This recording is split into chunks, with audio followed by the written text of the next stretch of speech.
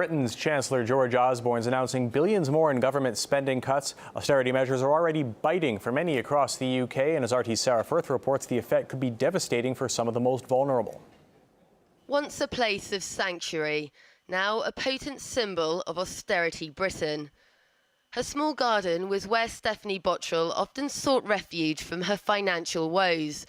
It was here she'd raised a family, but when her son moved out, she was caught by the new government scheme.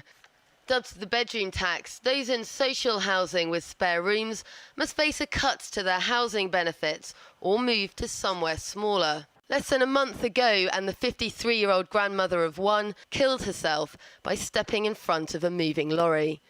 She left this suicide note behind for her devastated family. A back garden was her world. She loved a back garden, going out there.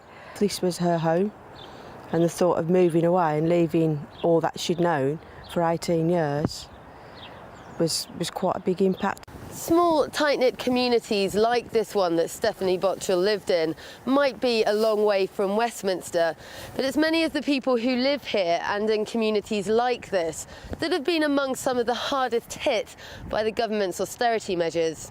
There's many people are facing the same problems. They're having to pay considerably more from a budget, a household budget, which already is just stressed beyond belief. To have cut back on austerity, fine. But this problem was caused by the banks. This problem was caused by not proper regulation of the financial services. It wasn't caused by poor people. The government insists that the cuts are necessary and that the current changes to the benefit system will eventually improve the lives of some of the poorest families. But as part of the welfare overhaul taking place right now, Angela Murray had essential social care slashed from 20 hours a day to just 3. Earlier this week, she delivered a petition signed by 45,000 people calling on the Chancellor to invest in social care. If you think to yourself, you haven't committed any crime, you are in a situation that's not your own doing, and you've suddenly been restricted to something that's like a prison sentence, how would you carry on living? Could you face another 50 years of that kind of life? I know I can't. I'm sure they've all got big houses, they're all well provided for, Some of us are not gifted with money. Some of us just lead ordinary everyday lives. And unfortunately, that's the way of the world. But I'd rather be that than one of them. Experts have said that situations like Stephanie's are avoidable and point to Iceland as an example. The country saw a collapse of its banking system a few years back, but protected social spending. Choosing stimulus over austerity during their banking crisis saw Iceland enjoy 3% growth in 2012 compared to just 0.2% in the UK. But with the government seemingly committed to their austerity drive, the worry is that these cuts will, for many more people across the UK, like Stephanie Bottrell's friends and family, have effects that are irreversible. Sarah Firth, RT, Birmingham.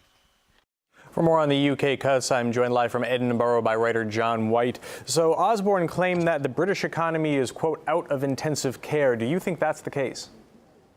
Well, only in the rarefied world of the Tory party would that be the case. The country has seen 1.1% growth in the last 3 years. That's the worst level of growth in this country's economy over the last 100 years. That can by no means be considered a success. Who do you think is going to be most affected by these cuts? Well, clearly, as your package just explained, the poor are going to be hit harder. What we are seeing is a continuation of the mass experiment in human despair, which this coalition government has the cheek to describe as an economic policy. It is ideologically driven, it's the economics of the madhouse, and it is done with the objective of effecting the transference of wealth from the poor to the rich, under the pretext of an economic crisis. Not reason, it's a pretext. This was the economic crisis which hit this country in 2007 was their economic 9/11. Now, official figures show the deficit has been growing last year despite the previous cuts. So then what's the point if it doesn't seem to be doing much good?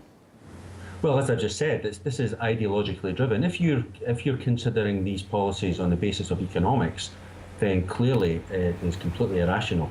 The US economist Paul Krugman rightly described it as a medieval doctor draining a patient of blood, and when that doesn't work, draining more blood from the patient. This is entirely appropriate to describe this economic policy, this austerity. Austerity historically has been discredited. It doesn't work in times of recession. At times of recession, the government needs to spend more to reintroduce demand, which is contracted as profits tumble. And you must place this alongside the fact that the Office for National Statistics, the government's own body set up to monitor these things, came out with figures in April which stated that in the final quarter of last year, UK businesses, excluding banks, were sitting on £318 billion of surplus. And that money is money we need in the economy. They're not investing, despite all the inducements from the government by way of tax subsidies, tax cuts for the rich, and all the various other emoluments that the government has given to the rich over the last 3 years. So what do you think is the best way that the government can battle the deficit? Well, it has to start investing in the real economy. It has to start directing banks to lend rather than pleading with banks, especially banks in which we own a majority share, such as RBS. The government should take over RBS, its operations, and start lending, not in the interests of the free market nostrums, but in the interests of the real economy, where the economy needs it. We have a housing crisis in this country. It's the worst in the Western world. It's a scandal. And we need to start investing in building affordable homes. Rather than punishing the poor for being poor, they should start actually divesting money from the rich to the poor, as befitting a civilized society. Osborne announced cuts to the police budget also. Do you think that would have an effect on the crime rate? Well, not really, because based on what we know now, a lot of the criminals are actually in the police. They're also sitting in the boardrooms and in the House of Lords. It may have an effect, but I think they've consolidated the police and taken away regional power from the police. So I think it's yet to be seen. But as I say, the cuts in the police budgets are minimal compared to the cuts that's going on for the poor in terms of benefit caps and so forth. All right, John White, thanks very much for your insight.